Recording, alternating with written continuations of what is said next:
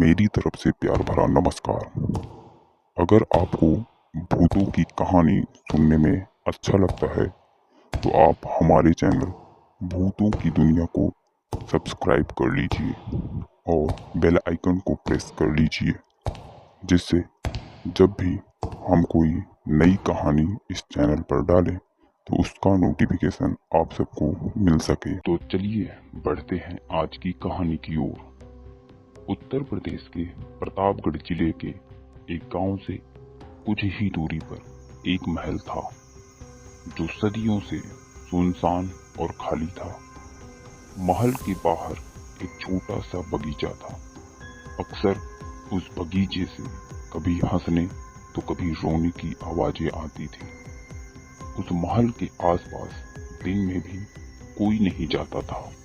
उस शाम मैं और मेरे दोस्त रामलीला का दर्शन करके लौट रहे थे। तेज बारिश और बीच बीच में बिजली की चमक रात के अंधेरे को थोड़ी देर के लिए प्रकाशित कर रही थी। मैं और मेरे दोस्त बारिश का मजा लेते हुए रास्ते पर तेजी से अपने घर की तरफ जा रहे थे। तभी अचानक हमने कार के सामने एक बड़े से पेड़ को गिरा हुआ देखा और मैंने गाड़ी रोक दी और मेरा दोस्त ब्रिजेश बोला, अब क्या करें यार, पेड़ तो पूरे रास्ते को घेर रखी है, अब हम आगे कैसे जाएंगे। तभी मेरा दूसरा दोस्त बोला, यहाँ से 1 किलोमीटर पीछे एक रास्ता है जो जंगल से होते हुए हम सबको दूसरे रास्ते तक पहुंचा सकता है।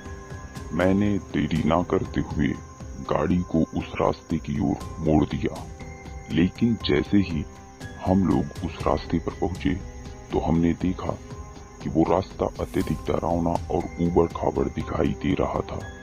लेकिन हम लोगों के पास कोई दूसरा रास्ता नहीं था, इसीलिए मैंने गाड़ी को उसी रास्ते पर चला दिया।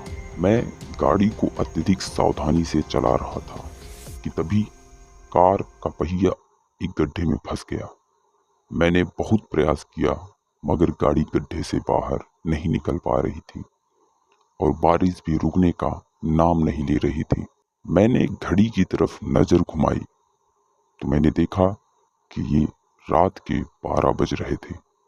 हमने सोचा कि रात गाड़ी में ही गुजारते हैं।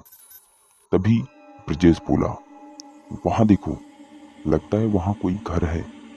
हमने देखा और ब्रिजेश बोला, चलो आज रात वहीं रहते हैं हम लोग। हम लोग गाड़ी से उतरे और भागते भागते उस घर के पास गए जो एकदम महल जैसा प्रतीत हो रहा था। हमने दरवाजा खटखटाया, तभी एक बूढ़ी औरत एक हाथ में लालटेन और एक हाथ में छड़ी लेकर दरवाजा खोली। विक्रम बोला, क्या आप हमें आज रात के लिए इस भयानक तूफान से बचने में मदद कर सकती हैं? वो क्या है कि हमारी गाड़ी गड्ढे में फंस गया है। तभी वो औरत अजीब सी मुस्कान देकर बोली, आ जाओ अंदर। हम तीनों अंदर गए, यहीं सो जाओ, ऐसा बोलकर वो बूढ़ी औरत वहां से चली गई। हम लोग सोने का स्थान ढूंढने लगे। तभी मैंने दीवार पर टंगी हुई 2 फोटो देखी जिस पर हार चढ़े हुए थे। थके होने के कारण ज्यादा ध्यान न देते हुए मैंने जगह ढूंढा और सो गया। रात के 2 बजे अचानक मेरी नींद खुली तो मैंने किसी को टहलते हुए सुना।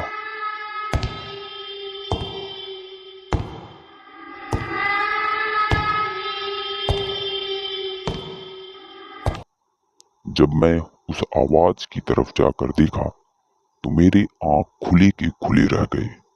मेरा हाथ पैर डर से कांपने लगा क्योंकि मैंने जिस आदमी की फोटो दीवार पर टंगी हुई देखी थी वो वहां टहल रहा था।